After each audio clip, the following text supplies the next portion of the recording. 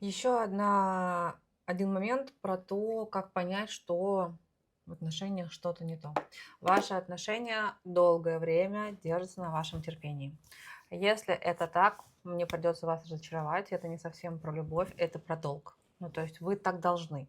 Должествование в отношениях не имеет никакого отношения к любви и, в принципе, к качественным отношениям. Если я в позиции «я должен», то я не думаю о себе, о своих потребностях, о том, что я хочу, как я хочу. Я думаю о том, как ему. Да, ну это либо позиция спасателя, который как будто бы решил взять на себя ответственность за жизнь и за отношения в том числе. Да, это где-то в чем-то роль жертвы в том числе. В отношениях, где любовь, я не должен. В отношениях, где любовь, я хочу для тебя это делать.